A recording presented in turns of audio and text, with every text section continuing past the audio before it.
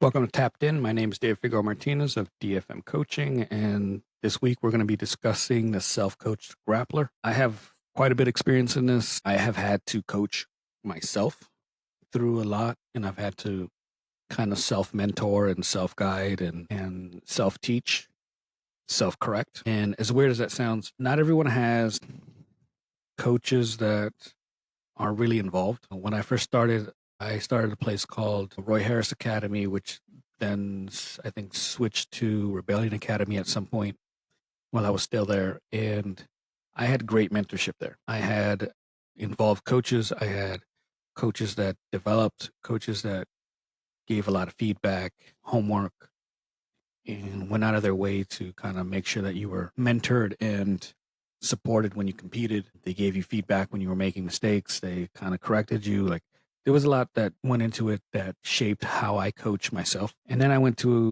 a gym where it was bigger. There was a lot more students, and that kind of or that style of coaching did not exist. I didn't have someone that was routinely guiding what I was learning or developing or focusing on. The instructor there, I think, was spread thin in a lot of ways and did not have a cadre of instructors that filled in where he couldn't. And in some ways, I don't think that it was part of his DNA to kind of do that.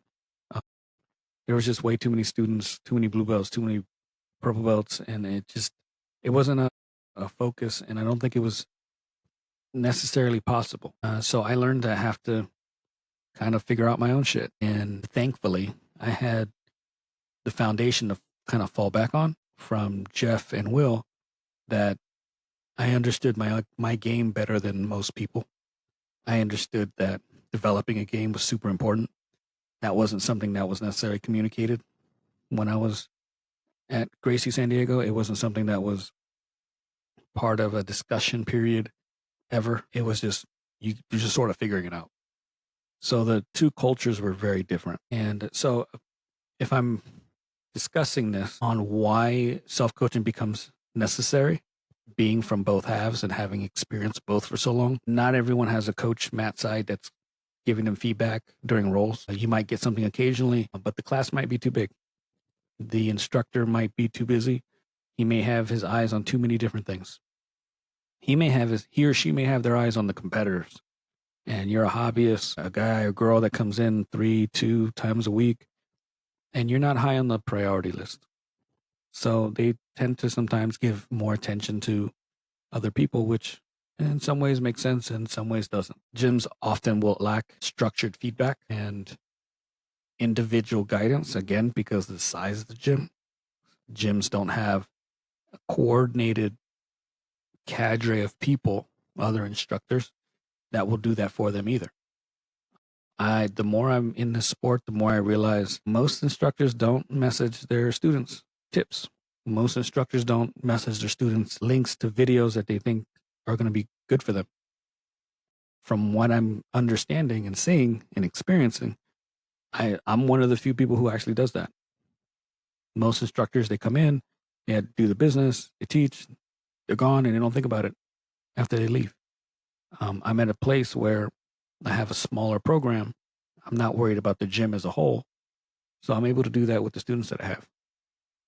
And that's why it's important for gym owners to have cadre. And that's a group of instructors that will take care of smaller groups within the gym so that the groups themselves don't feel lost. It's like being, if you've ever been in the military, you have section NCOs, and then you got the platoon sergeant, and so on down the line. And so these smaller groups have a leadership structure within them, so that if there's questions, if there's guidance that needs to be displayed or dispensed, it's there. If we have top down in a military situation and we don't have those smaller leads, if you will, that top guy or girl or woman can't give orders correctly. It's the same with the gym. The gym needs a cadre of people, whether that's a morning guy, afternoon woman, an evening person, whatever it might be. But it has to be in place so that we can get some of this stuff sorted out. Many hobbyists train outside of regular schedules. There's plenty of us who we might come in 1 or 2 days a week, but we're also training at someone's garage, or we work law enforcement or some other job that happens to have mats, and we're training there as well. So it ultimately requires us to put some insight into how we're training ourselves and the decisions that we're going to end up making, because we're not always around that instructor like we should. Some signs you need to start self-coaching. You're repeatedly making the same mistakes and you're not sure why. You feel like you're training hard but not improving strategically. You leave open mat unsure of what to focus on next week. Your coach isn't giving you personalized feedback. Again, coaches can't reach out to everyone. But me personally, I try to message people regularly. Or I also try to roll with people regularly. And if I can give you some feedback in the moment or immediately afterwards, something that I saw a glaring hole or something you're doing really, really good, I try to make a comment about it. I try to make messages. I'll send out a WhatsApp. I'll send out a DM. I'll send out a text periodically. It's not every week. Like, I have a full-time job. I got a spouse. So I have burdens of my own, but I try to make it so that the students hear from me regularly. And these are all reasons why it's super important to have at least a little bit of responsibility as a student to, like, okay, what am I going to do differently here? The gym that I'm at, I love the instruction. I love that I got a plethora of training partners of all skill levels to roll with. I love that there's a weightlifting area here and there's showers and all this other plus stuff. But I'm not getting the individual attention that I need. What do I need to bridge that gap? Because there is a problem when you go to a bigger gym that maybe you don't get that.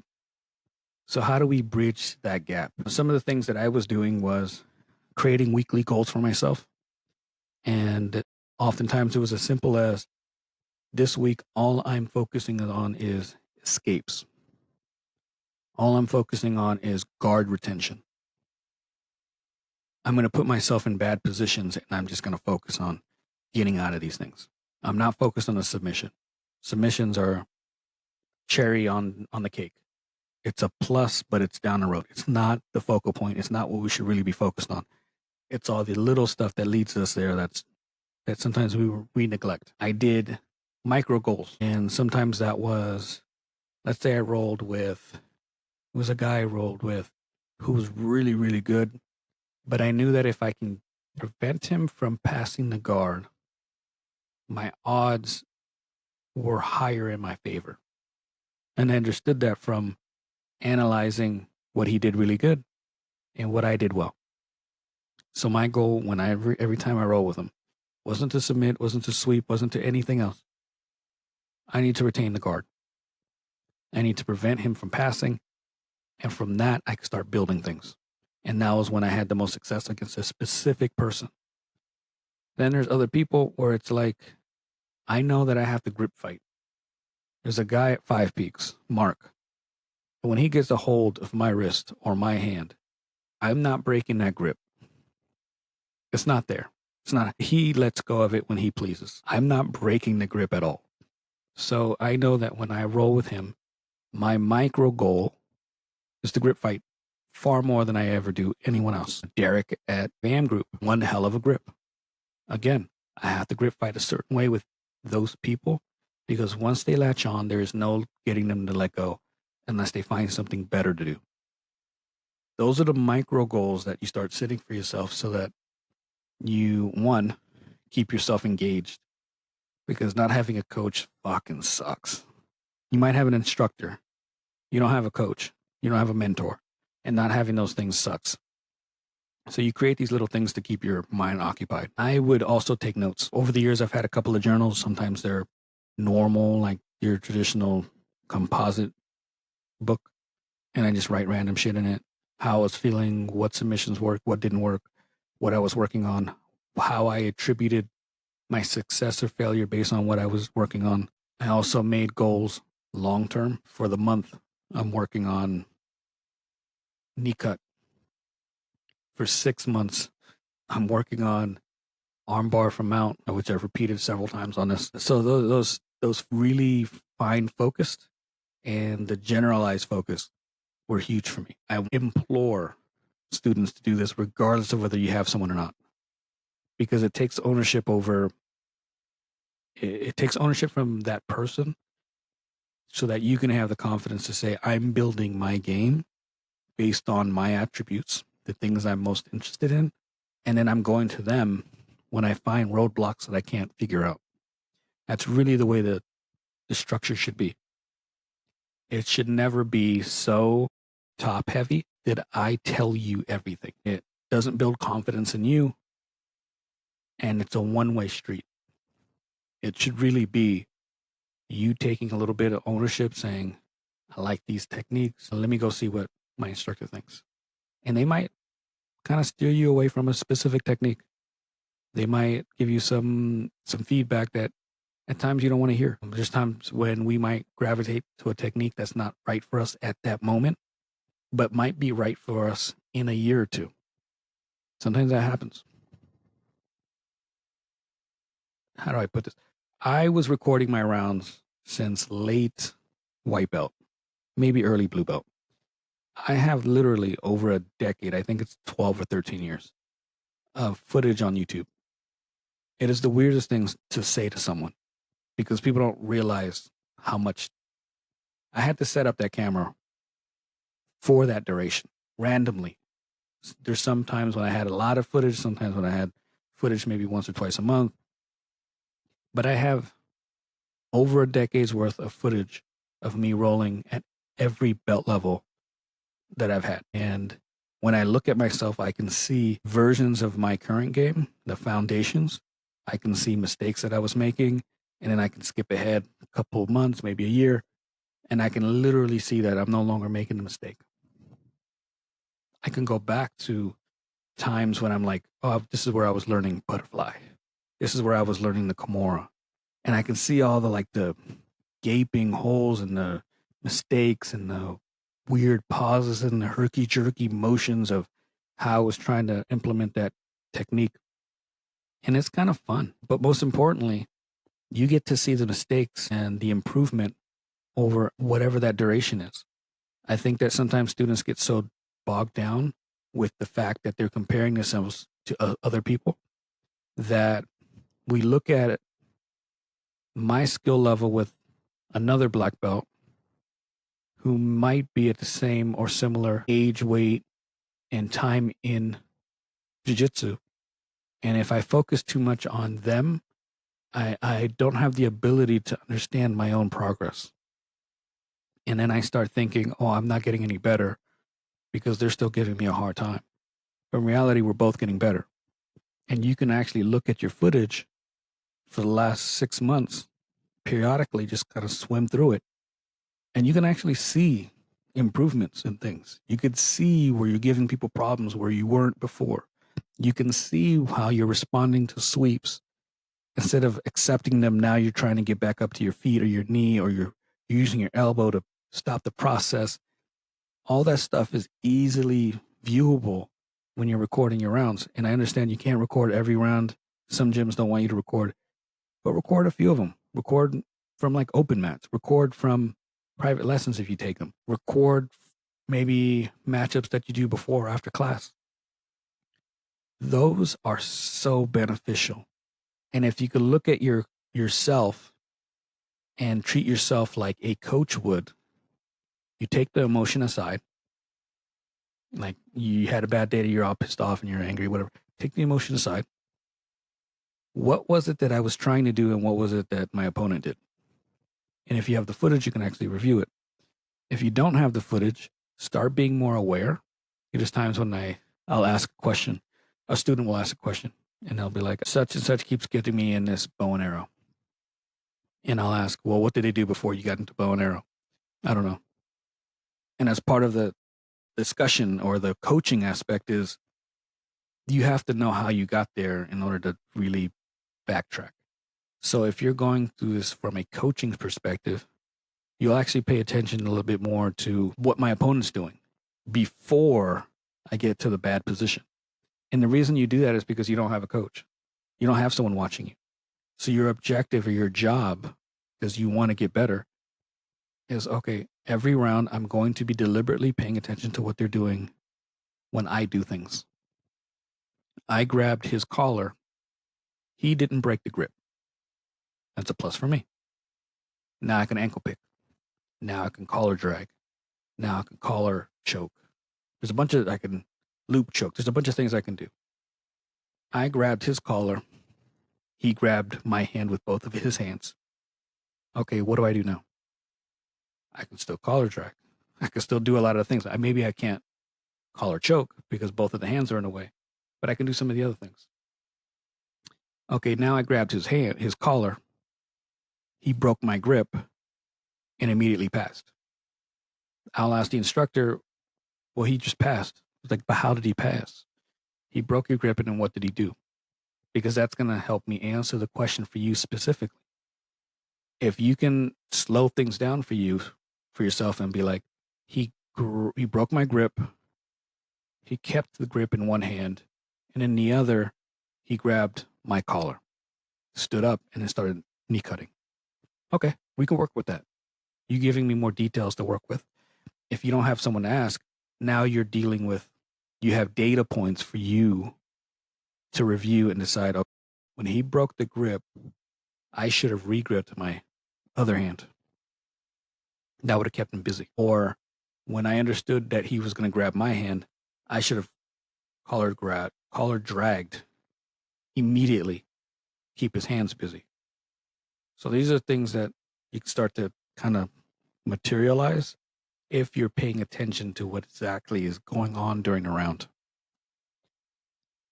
Let's see. I kind of reviewed this, ask better questions. Sometimes I get questions and I love questions. I don't judge any of the questions. But you can tell how white belts ask questions versus how purple belts sometimes ask questions. The purple belt has more nuance and more a better understanding of what's happening to him than the purple belt does. I mean, the white belt does. So the questions get better with time and understanding. If you can get to the stage where you're aware enough to ask better questions, the answers are going to get a little bit better. It doesn't mean that the instructor is going to nail it right on the head every time, but I can at least understand what ingredients you're dealing with in order to give you the better.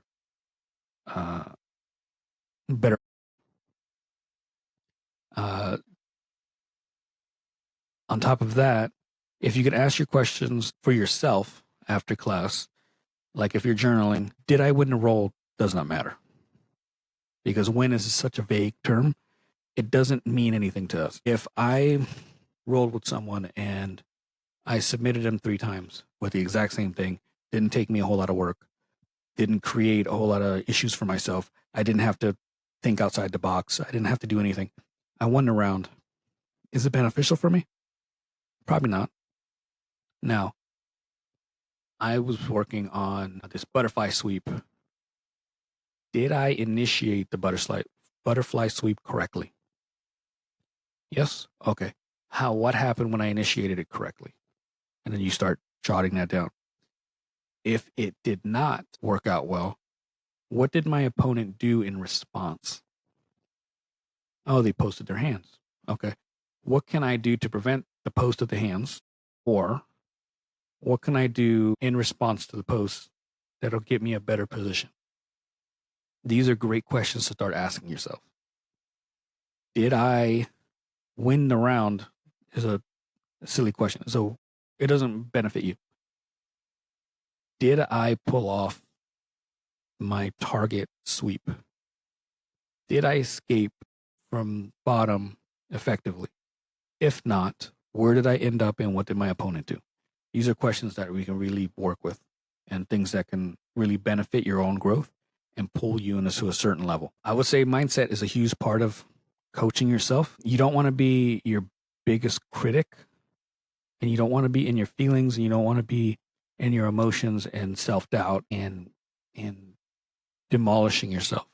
You want to coach yourself like you would coach someone else. I never raise my voice. I never call anyone dumb. I never call anyone outside of their name. I don't humiliate people. I don't make people feel bad. So I have to take those same rule sets and apply them to me when I'm coaching me. I don't want to do that to me. I have been blessed with the mindset that I don't take jiu-jitsu personally. And when I failed at jiu-jitsu, it was never an emotional thing for me. I don't know if it's a personality trait. I don't know if it's something from my upbringing. I have no idea. What I do know is that for me, it's always been calculated. What did I do? When this happened? How did I respond? How did they respond? What do I need to do better? And it's always been clustered around that kind of coaching philosophy that I don't put myself down. And if it's a trait that you're seeing, work out of it. The minute you hear it, stop it. There's nothing that happens on the mat where you should go home driving saying, I'm a piece of shit. I fucking suck. You're in a hobby that you love doing, that brings you joy, that you love being around certain people. That is the energy you should take. Hey, I had a great time at Jiu-Jitsu today. I got smashed by everyone in the room. Fuck, I feel good. All right, so what I need to fix? That's you. That's the way it should feel. And you get home. I love when I get home and my body feels smashed. Yes and no. I'm 44 now, so it's a little bit of an issue. But I like when I got home and I'm like, I got worked today. I got some stuff I got to work on. That's always a plus. Give yourself credit for effort. Give yourself credit for showing up. Give yourself credit for maintaining game plans, whether that is, hey, I want to come in 3 days a week. Life got hectic. I didn't come in the 3 days that I wanted, but I came in 3 days regardless. Or maybe I came in twice, but I stayed late. The spouse was okay with it. I reached out to a training partner, asked them questions. Like there's ways to massage our goals so they still fit and award yourself kudos for doing the things that you're supposed to be doing. Self-coaching, in the least, this does not mean isolation. It just means you don't have that guiding mentorship. So you should find other teammates that are maybe going through the same thing, have discussions, have talks. If you can't find these types of mentorship relationship, find them online. Like there's plenty of people that I talk to now because of threads or Twitter or whatever, where I asked them questions. I remember Mike Mahaffey, for example. I noticed that he was doing seminars and I want to get into doing regular seminars and workshops. I reached out to him and I said, hey, do you mind if I ask you some questions?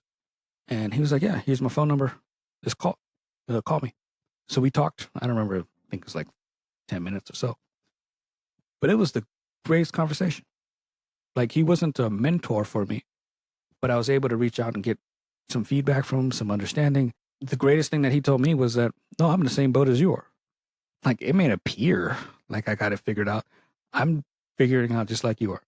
And that alone helped me kind of relax and be appreciative of where I was and where I'm heading because I don't feel like I'm alone in that boat. And those relationships are so important. So if you can't find people within your circle, and I'm hoping you can, find people outside of it. Sometimes go to an open mat outside, go to the workshops outside, hit up at a seminar, befriend people outside of the community, within the community, but outside of your own gym. It's a huge asset. Like I don't have an instructor that I meet with regularly.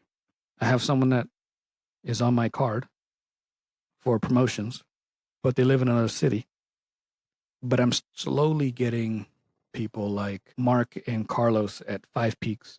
I go over there twice, 3 times a month, and I get to roll with these black belts, and they'll share with me some ideas or some tips on something. And it's not a instructor-student relationship. It's more peer-to-peer. But they know things that I don't know. And I love when I can pick their brain about something or they say, hey, I'm working on this. What's your take on it? Or I notice they're doing something in a role and I get to pick their brain about that. So self-coaching does not mean you're isolated, does not mean, but you're by yourself. Find those relationships. If you can't find them in that sense, in the sense that I'm talking about, reach out to coaches online. Like BJJ Mental Models has premium. They'll review videos. The Discord, if you have questions, which is a massive community, you can always reach out to me if you have questions. We can set up remote coaching. I just did a private lesson with a guy from another school, and it was a blast. Like, you have options. You have things that you can get into.